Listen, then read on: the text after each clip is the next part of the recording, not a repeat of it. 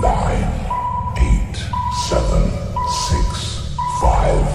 4, 3, 2, 1, 0. Bismillahirrahmanirrahim. Assalamualaikum warahmatullahi wabarakatuh. Ammar ibnu Yasir, laki-laki penghuni surga. Andai ada manusia yang terlahir di surga kemudian tumbuh dan dewasa di bawah naungannya, kemudian mereka dibawa ke bumi untuk menjadi penghias dan cahaya dunia, niscaya Ammar, ibunya Sumayyah dan ayahnya Yasir adalah sebagian dari mereka.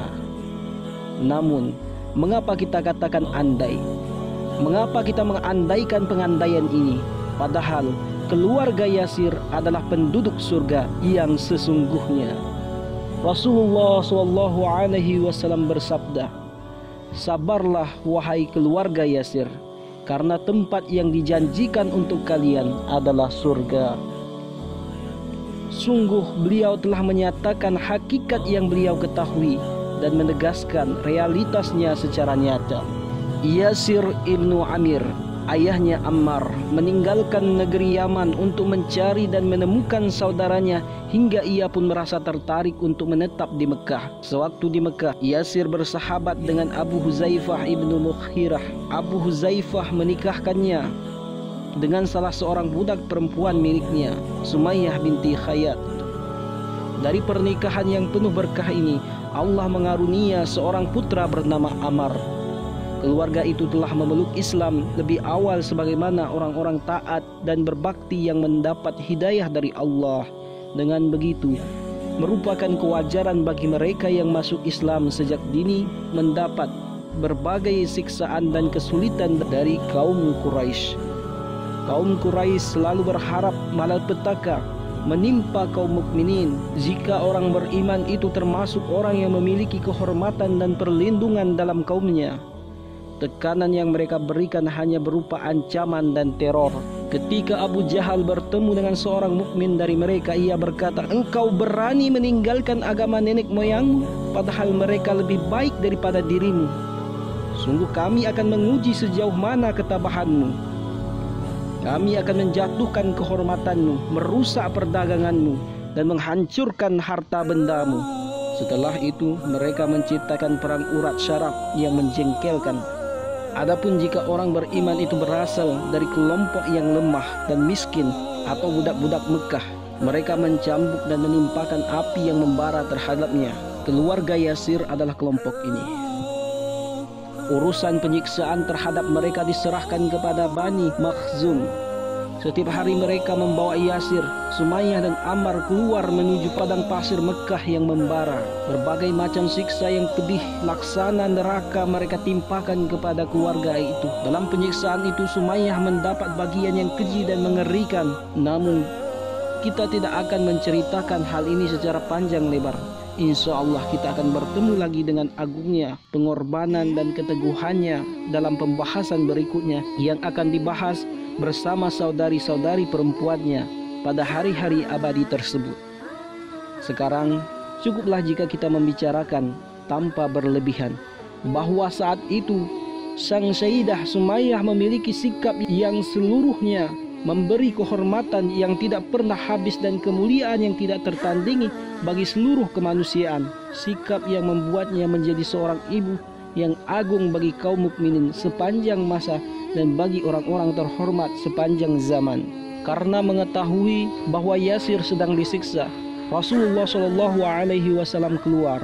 Namun pada saat itu beliau belum memiliki sedikit pun kekuatan untuk melawan gangguan itu. Agama baru yang dikibarkan oleh Muhammad bukanlah gerakan reformasi instan dan temporer semata. Akan tetapi, agama tersebut adalah jalan hidup bagi manusia beriman. Di samping agama, manusia beriman semacam ini harus mewariskan sejarah dengan segala kepahlawanan, pengorbanan, dan perjuangannya. Pengorbanan-pengorbanan hebat dan luar biasa itu telah menjadi benteng yang memberikan keteguhan sejati dan keabadian yang tidak pernah pudar pada agama dan akidahnya. Itu adalah aroma parfum yang memenuhi hati kaum mukminin dengan kesetiaan, cinta, dan sukacita. Itulah menara yang memberi petunjuk kepada generasi mendatang menuju kebenaran, kejujuran, dan kebesaran agama. Demikianlah Islam memang meniscayakan adanya pengorbanan dan korban. Berkali-kali Al-Quran telah menjelaskan konsep ini kepada kaum muslimin. Allah Ta'ala berfirman, Ahasiban nasu ayyutraku ayyakulu amanna wahum la yuftanun. Apakah manusia itu mengira bahwa mereka dibiarkan saja mengatakan kami telah beriman sedang mereka tidak diuji lagi? Quran Surah Al-Ankabut ayat 2. Am hasibtum an tadkhulul jannata walamma ya'lamillahu alladhi jahadu minkum wa ya'lamas sabirin. Apakah kamu mengira bahwa kamu akan masuk surga padahal belum nyata bagi Allah orang-orang yang berjihad di antaramu dan belum nyata orang-orang yang sabar? Quran Surah Ali Imran ayat 142. Ayat-ayat ini merupakan panji Al-Quran yang memberi pengertian bahwa pengorbanan adalah inti dari iman. Begitupun dalam menghadapi kezaliman dengan keteguhan, kesabaran, dan ketabahan merupakan keutamaan yang paling cemerlang dan mengagumkan. Karena itu, agama Allah ini di samping menancapkan pilar-pilar keimanan dan memberikan teladan, harus menopang eksistensinya dengan pengorbanan dan perjuangan sebagai sarana penyucian jiwa. Untuk mengemban tugas yang agung ini, Islam memilih sejumlah pemeluk, pendukung, dan loyalisnya yang menjadi teladan, mengagumkan, dan contoh yang luhur bagi kaum mukminin berikutnya.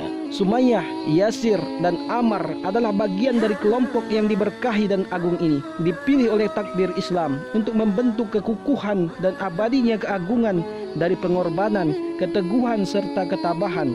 Setiap hari Rasulullah SAW pergi menemui keluarga Yasir untuk menghormati ketabahan dan perjuangan keluarga ini. Hati beliau yang mulia dan penuh belas kasih sayang pun luluh oleh keadaan mereka yang menerima siksa begitu dahsyat, tidak tertahankan. Suatu hari saat beliau sedang menjenguknya, maka Ammar memanggil beliau, "Wahai Rasulullah, siksa ini sungguh begitu berat bagi kami."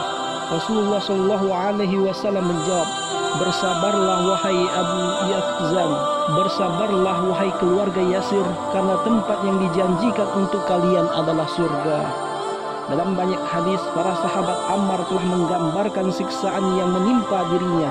Ammar ibnu Hakam berkata, Ammar disiksa hingga ia tidak mengerti apa yang ia katakan. Sementara itu, Ammar ibnu Maimun berkata, orang-orang kafir membakar diri Ammar ibnu Yasir. Selanjutnya Rasulullah SAW menemuinya dan mengusapkan tangan beliau di kepalanya. Beliau bersabda, "Wahai api, menjadi dinginlah dan berilah keselamatan kepada Ammar, sebagaimana kamu menjadi dingin dan menyelamatkan Ibrahim." Namun segala teror itu sama sekali tidak melukai jiwa Ammar. Ammar tidak benar-benar merasa binasakan, kecuali pada suatu hari ketika para algojo menjadi semakin beringas dengan segala kelihayan mereka dalam melakukan kejahatan dan kezaliman. Penyiksaan itu mulai dari disetrika dengan api, disalib di atas halaman pasir yang panas, hingga ditindih di bawah batu yang membara, bahkan ditenggelamkan di dalam air hingga tidak bisa bernapas pun. Pada hari itu, saat ia hilang kesadaran di bawah tekanan teror dan penyiksaan, mereka berkata kepadanya, "Sebutlah Tuhan kami dengan sebutan yang baik." Mereka terus-menerus mengatakan demikian, dan tanpa sadar Ammar mengikuti kata-kata mereka. Pada hari itu pula, setelah sedikit sadar dari cengkraman penyiksaan, Ammar teringat dengan apa yang telah ia katakan. Akibatnya ia sangat terpukul. Kesalahan itu tampak besar di hadapannya hingga ia anggap sebagai kesalahan yang tak terampuni dan tidak bisa dilebur. Dalam hitungan jari, rasa berdosa itu menjadi pelipur lara dan nikmat. Andai beberapa saat saja Ammar dibiarkan dalam perasaan itu, tentulah ia akan binasa. Ia mampu menanggung siksa yang menimpa tubuhnya karena jiwanya tetap kukuh, berdiri tegak Namun sekarang ia merasa bahwa jiwanya telah kalah. Kesedihan dan ketakutan yang menyelimuti perasaannya itu hampir saja membuatnya mati dan binasa. Namun Allah yang maha tinggi, maha agung menghendaki agar pemandangan yang mengesankan itu mencapai puncak keagungannya. Wahyu telah mengeluarkan tangannya yang penuh berkah demi menjabat tangan Ammar seraya berbisik, "Bangunlah wahai pahlawan, tidak ada celaan maupun kesempitan bagimu." Rasulullah Shallallahu Alaihi Wasallam menemui sahabatnya yang sedang menangis. Dengan tangannya beliau usap air mata sahabat itu sambil bertanya, "Apakah orang-orang kafir itu menenggelamkanmu dalam air hingga kamu mengatakan begini dan begitu?" Sambil menghela napas berat, Ammar menjawab, "Benar wahai Rasulullah." Seraya tersenyum, Rasulullah Shallallahu Alaihi Wasallam bersabda, "Jika mereka kembali, katakanlah seperti yang telah kau katakan."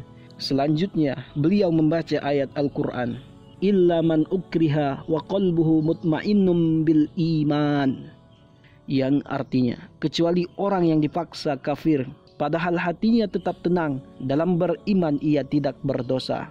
Quran Surah An-Nahl ayat 106. Ammar kembali tenang. Ia tidak lagi merasakan siksa yang tertumpah kepadanya sebagai derita. Kini ia tidak lagi menghiraukannya. Jiwanya telah beruntung. Begitu juga dengan imannya, karena Al-Quran telah menjamin memberikan ampunan yang penuh berkah kepadanya. Karena itu, yang terjadi setelah itu biarlah terjadi. Keteguhan Ammar telah membuat para Al-Gojo yang menyiksanya kelelahan. Sungguh mereka menjadi kecil di hadapan keteguhannya. Setelah Rasulullah Shallallahu Alaihi Wasallam hijrah ke Madinah, kaum muslimin menetap di sana. Masyarakat Islam terbangun begitu cepat dan menyempurnakan diri. Dalam komunitas muslim dan mukmin ini, Ammar menempati posisi yang luhur. Pasalnya, Rasulullah Shallallahu Alaihi Wasallam sangat mencintainya dan membanggakan keimanan serta hidayah Ammar di hadapan para sahabat. Tentang sahabat mulia ini, Rasulullah Shallallahu Alaihi Wasallam bersabda, "Sesungguhnya Ammar itu penuh dengan iman sejak tulang sumsumnya." Ketika terjadi salah paham antara Khalid ibnu Walid dan Ammar, Rasulullah Shallallahu Alaihi Wasallam bersabda, "Siapa yang memusuhi Ammar, maka Allah memusuhinya. Siapa yang dibenci oleh Ammar, maka ia dibenci oleh Allah." Akhirnya Khalid ibn Walid, sang pahlawan Islam, tidak punya pilihan lain selain segera menemui Ammar untuk meminta maaf. Ketika Rasulullah Shallallahu Alaihi Wasallam dan para sahabat membangun masjid di Madinah, sejenak setelah mereka singgah di sana, Al-Iman Ali radhiyallahu an mengubah sebuah syair yang ia baca terus-menerus dan diikuti oleh kaum muslimin. Mereka melantunkan, "Tidaklah sama orang yang membangun masjid terus-menerus di dalamnya, duduk dan berdiri, dengan orang yang melihat debu dan menjauh." Ammar sedang bekerja di sebuah sudut masjid. Ia terus-menerus melantunkan syair tersebut dengan suara keras. Salah seorang sahabat mengira bahwa Ammar menyinggung dirinya. Ia pun mengucapkan kata-kata bernada marah. Rasulullah pun marah kemudian bersabda, "Ada apa dengan mereka dan Ammar? Ia menyeru mereka ke surga, tetapi mereka menyerunya ke neraka. Sungguh Ammar tidak ubahnya seperti diriku sendiri." Jika Rasulullah telah mencintai seorang muslim sampai sejauh ini, pastilah perjuangan, kesetiaan, kebesaran jiwa, dan keistiqamahan hati serta jalan orang tersebut telah sampai tujuan dan mencapai puncak kesempurnaan yang bisa dicapai. Begitulah Ammar. Allah telah memberikan hidayah dan nikmat kepadanya dengan takaran yang besar.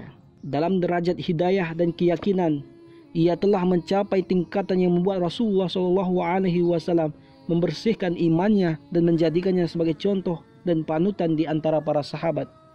Beliau bersabda, "Teladanilah mereka sesudahku, Abu Bakar dan Umar, ikutilah petunjuk Ammar." Dalam menggambarkan ciri-ciri Ammar, para perawi mengatakan Ammar itu bertubuh tinggi, matanya biru dan dadanya bidang. Ia adalah salah seorang yang paling banyak diam dan paling sedikit bicara.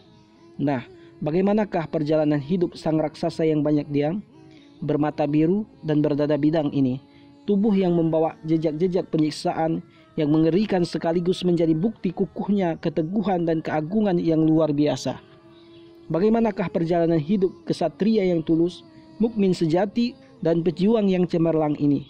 ketika Rasulullah Shallallahu Alaihi Wasallam pergi menghadap Allah Subhanahu Wa Taala. Sang raksasa mulia ini tetap melanjutkan perjalanan hidupnya. Dalam pertempuran kaum muslimin melawan Persia, kemudian Romawi, juga sebelum itu dalam perang melawan pasukan murtad yang beringas, Ammar selalu berdiri di barisan terdepan sebagai seorang prajurit pemberani dan terpercaya dengan pedangnya yang tidak pernah meleset. Sebagai seorang mukmin yang warak dan agung ini, ia tidak sedikit pun menjauh dari Allah karena tergoda oleh ambisi. Ketika Amirul Mukminin Umar Ibnu Khattab menyeleksi para sahabat untuk menempati jabatan sebagai wali, kepala daerah setingkat gubernur, dengan teliti dan hati-hati, dengan percaya dan yakin kedua matanya selalu tertuju kepada Ammar ibnu Yasir. Karena itu Umar segera menemui Ammar dan mengangkatnya sebagai wali. Selain itu ia juga menunjuk Ibnu Mas'ud untuk mengurus Baitul Mal. Kepada penduduk Kufah, Umar mengirim sebuah surat menyampaikan kabar gembira atas terpilihnya amir baru mereka. Umar mengatakan, "Aku telah mengirim Ammar ibnu Yasir sebagai amir kalian dan Ibnu Mas'ud sebagai guru sekaligus membantu penasihatnya. Mereka adalah orang-orang pilihan." Ammar menempuh jalan yang mampu melemahkan orang-orang rakus dan serakah hingga mereka berhimpun atau hampir berhimpun untuk melawannya. Jabatan sebagai amir telah membuat Ammar semakin tawadu, warak dan juhud. Ibnu Abi Huzail, salah seorang sahabat segenerasi dengannya saat di Kufah, mengatakan, "Aku melihat Ammar ibnu Yasir, amir Kufah, membeli sejumlah buah mentimun, kemudian ia ikat dengan tali dan dipikul di atas punggungnya sendiri. Setelah itu ia pun berjalan pulang ke rumah. Bahkan ada seorang rakyat jelata yang mengatakan kepada Ammar, seorang amir Kufah, 'Hai orang yang putus telinganya,' dengan maksud untuk mencemooh telinga Ammar yang putus akibat perang melawan kelompok murtad dalam pertempuran Yamamah. Sang amir yang memegang kekuasaan itu tidak lebih hanya berkata kepada orang yang mencelanya, 'Engkau mengumpat kedua telinga terbaik ini karena ia terputus di jalan Allah.' Benar, telinga itu terputus di jalan Allah dalam perang Yamamah. Hari itu merupakan salah satu hari kejayaan bagi Ammar. Pasalnya, sang raksasa ini bergerak dengan sangat berani menghabisi pasukan Musailamah Al-Kadzab. Ketika melihat kaum muslimin melemah, ia berteriak keras menembus barisan mereka. Ketika melihat kaum muslimin melemah, ia berteriak keras menembus barisan mereka. Setelah itu, mereka segera meleset laksana anak panah yang dilepaskan. Abdullah ibnu Umar menceritakan, pada perang Yamamah aku melihat Ammar ibnu Yasir naik ke atas batu besar kemudian berseru, 'Wahai kaum muslimin, apakah kalian hendak lari menjauh dari surga? Aku adalah Ammar ibnu Yasir. Mendekatlah kepadaku.' Aku pun menoleh kepadanya. Ternyata aku melihat telinganya putus, sedangkan Ammar sendiri berperang dengan sangat gigih. Ingatlah, siapa yang meragukan keagungan Muhammad, Rasul yang jujur dan guru yang sempurna itu, hendaklah ia berdiri di hadapan para sahabat dan pengikut beliau. Hendaklah ia bertanya kepada dirinya sendiri, apakah ada yang bisa melahirkan teladan agung seperti ini selain seorang Rasul yang mulia dan seorang maha guru? Jika mereka menjadi khalifah dan penguasa, sang khalifah bisa pergi untuk meremah air susu kambing milik para janda dan membuat adonan roti untuk anak-anak. Hal ini seperti yang dilakukan oleh Abu Bakar dan Umar. Jika mereka menjadi wali, kepala daerah setingkat gubernur, mereka pikul makanan di atas punggung sambil diikat dengan sebuah tali seperti yang dilakukan oleh Ammar. Begitu juga mereka tidak mau menerima janji dan lebih memilih untuk duduk lalu menerima janji dan lebih memilih untuk duduk lalu mengenyam daun-daun kurma menjadikannya sebuah wadah ataupun bejana. Hal itu sebagaimana yang dilakukan oleh Salman. Nah, marilah kita menundukkan kening untuk menghormati agama yang telah melahirkan mereka dan kepada Rasul yang telah mendidik mereka. Lebih dari agama dan Rasul adalah hormat kita kepada Allah yang maha tinggi dan maha besar, yang telah memilih mereka untuk semua ini. Dialah yang telah memberi hidayah kepada agama ini hingga semua beroleh petunjuk dan membina mereka menjadi para pionir bagi umat terbaik yang pernah dikeluarkan untuk manusia. Huzaifah ibnu al-Yaman yang ahli memahami bahasa, mimik muka dan bahasa hati itu bersiap-siap untuk menghadap Allah Subhanahu wa ta'ala. Ia pun menghadapi sakratul maut. Sementara para sahabat di sekelilingnya bertanya, "Kepada siapa kau perintahkan kami jika umat berselisih pendapat?" Huzaifah pun menjawab sambil mengucapkan kata terakhirnya, "Berpedomanlah kalian kepada Ibnu Sumayyah, karena ia tidak akan meninggalkan kebenaran sampai wafat." Benar, Ammar akan selalu mengikuti kebenaran kemana saja perginya. Sekarang kita hendak mengikuti jejak-jejaknya yang penuh berkah dan menelusuri panji-panji kehidupannya yang agung. Nah, marilah kita mendekat kepada pemandangan agung ini.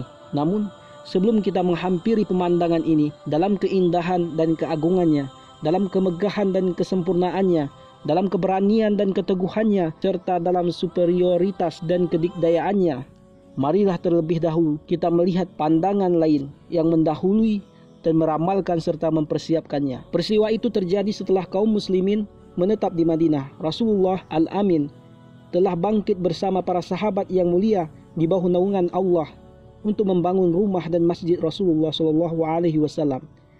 Hati mereka yang beriman dipenuhi oleh kebahagiaan, bersinar oleh kegembiraan. Dengan sepenuh hati mereka memanjatkan puji dan syukur kepada Tuhan mereka. Semuanya bekerja dengan senang dan penuh harapan. Mereka panggul batu-batu, mengaduk lumpur, dan mendirikan bangunan. Satu kelompok di sini dan satu kelompok di sana. Cakrawala yang cerah mengemakan senandungan mereka dengan penuh bahagia. Andai kami duduk sementara Nabi bekerja, itu adalah pekerjaan kami yang sesat. Demikianlah mereka terus melanjutkan senandungan itu hingga suara mereka semakin tinggi dan beralih menyandangkan lagu yang lain. Ya Allah, kehidupan sesungguhnya adalah kehidupan akhirat, maka rahmatilah kaum muhajirin dan ansar. Setelah itu mereka lantunkan lagi senandung yang ketiga. Tidaklah sama antara orang yang membangun masjid, bekerja keras dengan duduk maupun berdiri, dengan orang yang melihat debu dari jauh. Itu adalah pasukan Allah yang bekerja. Mereka adalah bala tentara Allah yang memanggul benderanya dan meninggikan bangunannya. Rasulullah Al-Amin bersama mereka memikul batu yang paling berat dan melakukan pekerjaan yang paling melelahkan. Suara-suara mereka yang bersenandung seolah mengisahkan kebahagiaan hati mereka yang rida dan patuh. Langit di atas mereka menaungi bumi yang memikul mereka di atas permukaannya. Ammar tampak sedang memindahkan batu besar dari tempat pengambilannya ke tempat peletakannya di tengah keramaian manusia yang sedang lalu lalang itu. Seketika itu Rasulullah SAW melihatnya dengan penuh belas kasih sayang hingga mendorong beliau untuk mendekatinya. Tak kala berhadap-hadapan dengannya, tangan beliau yang penuh berkah itu membersihkan debu yang menutupi kepala Ammar. Dengan pandangan penuh cahaya ilahi, beliau mendatangi wajah yang beriman dengan ketenangan itu. Dengan penuh ketenangan itu. Selanjutnya, beliau bersabda di hadapan seluruh sahabat, "Aduhai Ibnu Sumayyah, ia akan dibunuh oleh kelompok pemberontak." Ramalan itu terulang sekali lagi, yakni ketika dinding yang berdiri di atas Ammar saat ia sedang bekerja roboh. Beberapa saudara mengira bahwa Ammar telah mati. Mereka segera menyampaikan berita duka kepada Rasulullah dan para sahabat pun turut tersentak dengan berita yang mengejutkan itu. Namun dengan yakin dan tenang, Rasulullah SAW bersabda, "Ammar tidaklah wafat, sesungguhnya ia akan dibunuh oleh kelompok pemberontak." Jadi siapakah kira-kira kelompok itu? Kapan dan di mana? Ammar mendengarkan ramalan itu sebagai orang yang memahami kebenaran, mata hati yang dimiliki oleh Rasulullah SAW. Namun Ammar tidak merasa gentar. Saat itu ia pasrah dan setiap saat, baik siang maupun malam, dirinya selalu siap untuk mati dan gugur sebagai syuhada. Hari demi hari terus berjalan, tahun demi tahun telah berlalu. Rasulullah SAW telah wafat menghadap Sang Khalik, disusul oleh Abu Bakar radhiyallahu an, kemudian Umar ibnu Khattab. Selanjutnya kekhalifahan dipegang oleh Zunnurain, Utsman ibnu Affan. Berbagai persekongkolan melawan Islam terus digagalkan dengan mati-matian. Tujuannya adalah mencari keuntungan dengan melakukan pengkhianatan dan menyebarkan fitnah yang tidak bisa dilakukan dalam perang. Terbunuhnya Umar adalah awal kesuksesan yang diraih oleh persengkongkolan yang bertiup menerpa Madinah laksana racun. Tiupan itu berasal dari negeri-negeri yang kerajaan dan singgasananya dihancurkan oleh Islam. Gugurnya Umar memberi dorongan kepada mereka untuk melanjutkan kejahatan. Mereka pun meniupkan dan membangkitkan fitnah di seantero negeri Islam. Utsman ibnu Affan sendiri tampak kurang memberi perhatian, kewaspadaan, dan respon terhadap berbagai keadaan. Terjadilah sebuah prahara. Utsman gugur menjadi syahid. Pintu-pintu fitnah merusak ke tengah-tengah kaum muslimin. Muawiyah berusaha merebut hak kekuasaan dan kekhalifahan dari tangan sang khalifah baru, Ali ibnu Abi Thalib. Para sahabat pun memiliki arah pandangan yang berbeda-beda. Ada yang lepas tangan dari perselisihan dan masuk ke dalam rumah, berpegang kepada slogan, "Siapa yang menyeru, mari menuju kejayaan, maka aku penuhi. Namun, siapa yang menyeru, mari kita perangi saudara sesama muslim dan merampas hartanya, maka aku katakan tidak." Ada yang berpihak kepada Muawiyah, ada pula yang berpihak kepada Ali, orang yang mendapat baiat, yakni khalifah kaum muslimin. Nah, di manakah kiranya Ammar berdiri? Laki-laki yang pernah disabdakan oleh Rasulullah SAW. Ikutilah petunjuk Ammar ini. Laki-laki yang pernah disabdakan oleh Rasulullah SAW. Siapa yang memusuhi Ammar, maka Allah pasti memusuhinya. Di manakah laki-laki ini? Ia yang setiap kali mendengar suara Rasulullah SAW mendekat ke rumahnya, maka ia katakan, "Selamat datang wahai manusia yang damai dan mendamaikan."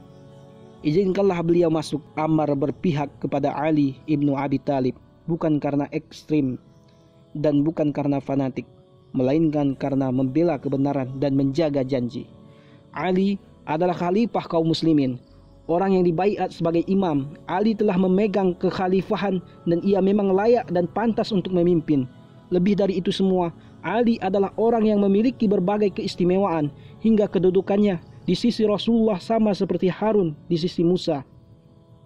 Ammar yang selalu mengikuti kebenaran dimanapun ia bergerak pasti mengikuti cahaya mata hati dan loyalitasnya kepada satu-satunya pemegang hak dalam pertikaian ini.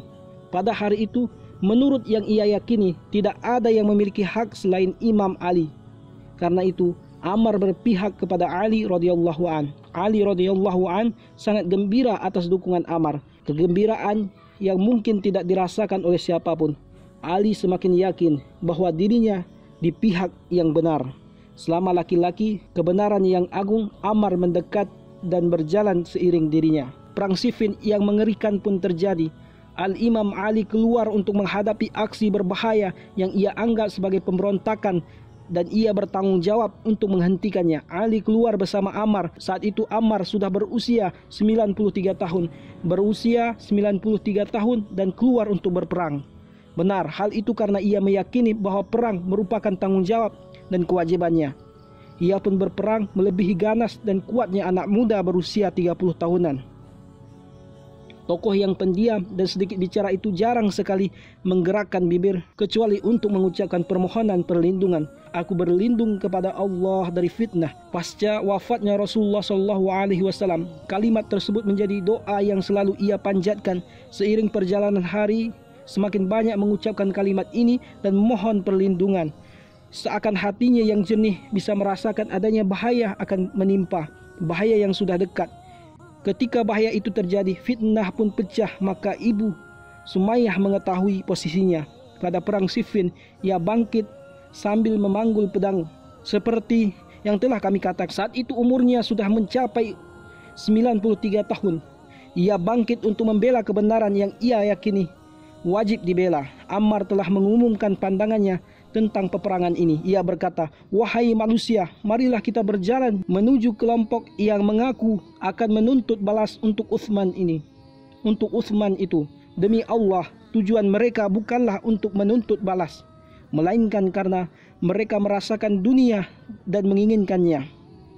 Mereka tahu bahwa kebenaran akan menjadi penghalang untuk mencapai syahwat dan dunia yang mereka inginkan. Selain itu, mereka tidak memiliki senioritas dalam Islam yang membantu mereka berhak dipatuhi atau menjadi pimpinan kaum muslimin. Hati mereka tidak mengenal rasa takut kepada Allah yang bisa mendorong mereka untuk mengikuti kebenaran.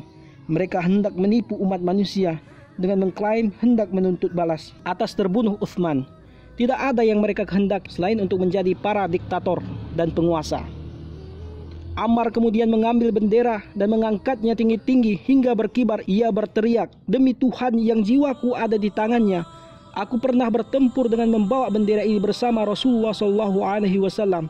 Kini aku akan kembali bertempur dengannya. Demi Tuhan yang jiwaku ada di tangannya, andai mereka berhasil menyerang sampai benteng pertahanan kita, aku tahu bahwa kita dalam kebenaran dan mereka dalam kebatilan." Kaum muslimin mengikuti Ammar dan percaya akan kebenaran kata-katanya.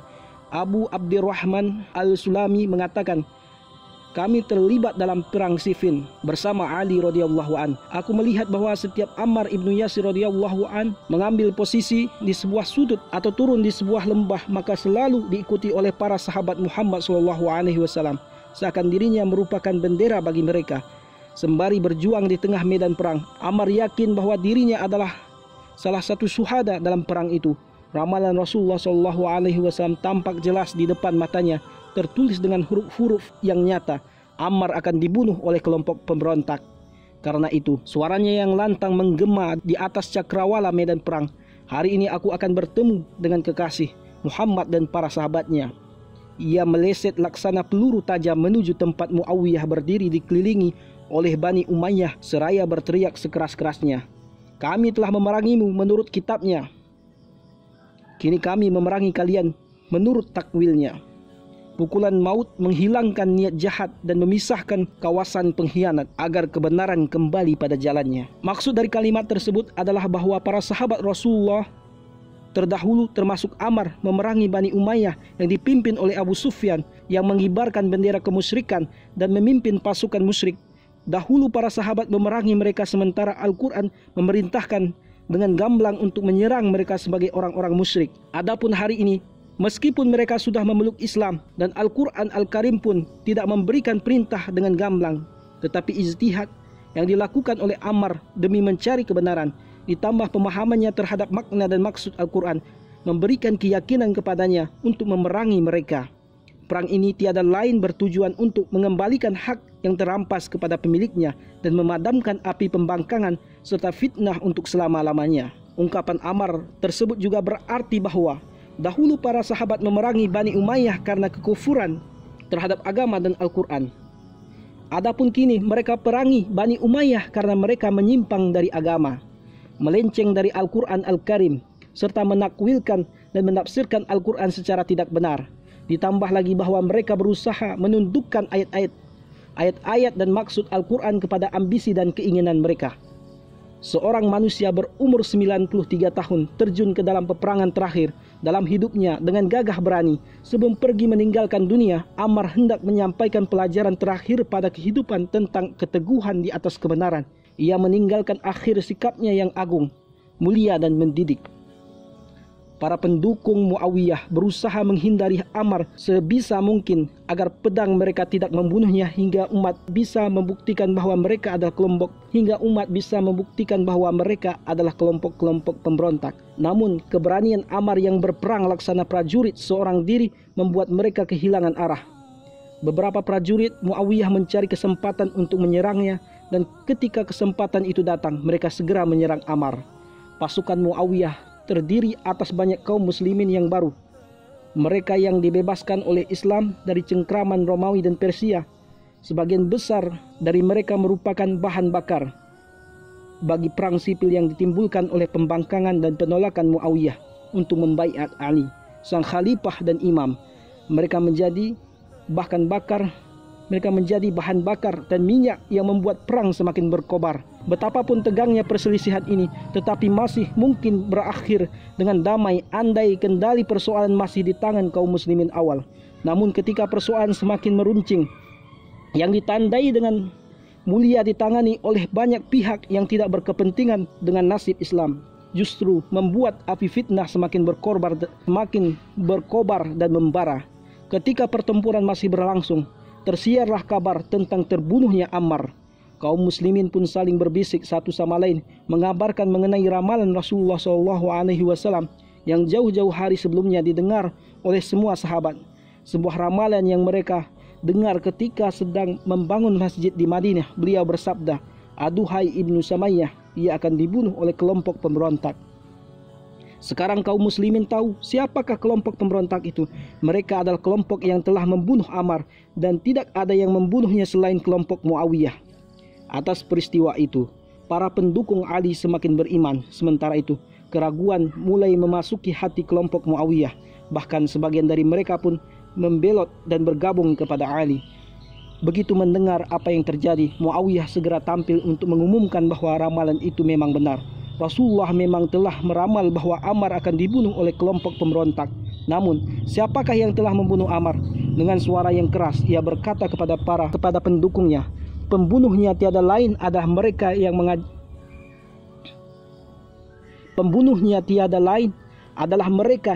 mengajaknya untuk meninggalkan rumah dan membawanya ke dalam peperangan." Sementara itu, jasad Ammar dibawa oleh Imam Ali yang kemudian mensalatinya bersama kaum muslimin. Setelah itu, Ali memakamkan dengan pakaiannya yang berlumuran darahnya yang suci. Tidak ada satupun kain sutra di dunia yang layak untuk mengafani seorang syuhada agung dan seorang suci semacam Ammar. Kaum muslimin berdiri dan takjub di atas makamnya. Baru beberapa waktu yang lalu Ammar bersenandung di antara mereka di atas bumi peperangan. Jiwanya diselimuti oleh kebahagiaan yang dirasakan oleh orang asing yang terlantar lalu diiringi pulang ke tanah airnya. Saat itu ia berseru, "Hari ini aku akan bertemu dengan para kekasih tercinta Muhammad dan para sahabatnya." Apakah Ammar tahu bahwa hari itu ia memiliki janji dengan mereka dalam waktu yang ia nanti-nanti? Para sahabat saling bertanya satu sama lain. Salah seorang sahabat berkata kepada temannya, "Apakah engkau ingat pada hari itu ketika kita sedang duduk bersama Rasulullah SAW, lalu tiba-tiba wajah beliau berseri-seri kemudian bersabda, 'Surga telah merindukan Ammar.'" Sahabat yang satu menjawab, "Benar." Saat itu beliau juga menyebut beberapa sahabat lain seperti Ali, Salman, dan Bilal. Dengan demikian, surga telah merindukan Ammar. Dengan demikian, sudah begitu lama surga merindukannya. Namun, Ammar menunda pertemuan sebelum menunaikan semua tugas dan melaksanakan kewajiban terakhirnya. Kini Ammar telah memenuhi tugas itu dengan penuh tanggung jawab dan melaksanakannya dengan sukacita. Jadi, apakah belum tiba saatnya bagi Ammar untuk memenuhi panggilan kerinduan yang memanggilnya dari buayan surga? Benar, telah tiba saat baginya untuk memenuhi panggilan. Balasan bagi kebaikan tiada lain adalah kebaikan. Demikianlah, ia telah campakkan tombak kemudian pergi. Ketika tanah menutup makamnya, sementara para sahabat berada di atas jasadnya, ruhnya yang berkarunia berkah telah memeluk persinggahan akhirnya dan berbahagia di sana dalam surga abadi yang telah begitu lama menanti Ammar. Billahi taufik wal hidayah. Wassalamualaikum warahmatullahi wabarakatuh.